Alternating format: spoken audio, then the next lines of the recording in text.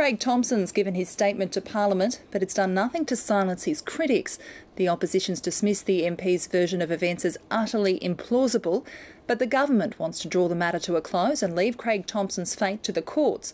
Here's political reporter Simon Cullen. Well away from the parliamentary hothouse, Tony Abbott wants to put Craig Thomson and the Labor government in the deep freeze. Frankly, utterly implausible statement. What we heard yesterday was completely unbelievable. Completely unbelievable. Even his former Labor colleagues are cautious about declaring what they think. Well, it's not a question of what I believe or what I don't believe. It's not my job to be a juryman in this building. It's not my job to be a prosecutor or a defender. I don't know any more than any of you know or anybody out there knows. It's not up to me to judge. And the crossbenchers aren't sure either. Either Craig has got it wrong and is pretty quickly going to go out the back door based on misleading of the Parliament, or we've got some pretty substantial allegations right back at Fair Work Australia. Craig Thomson used his speech to question the accuracy of the Fair Work Australia investigation and to launch a blistering attack on the opposition leader. You have unleashed the lynch mob.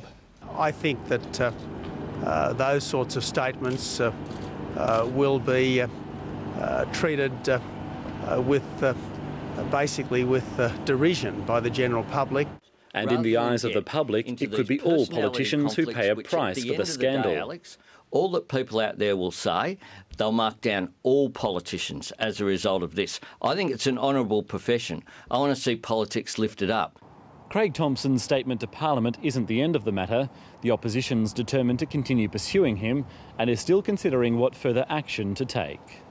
One option the coalition's looking at is a 14-day suspension from Parliament, although that appears unlikely to get through. Look, I don't support a 14-day suspension because I think it's setting an unfair and unsustainable standard.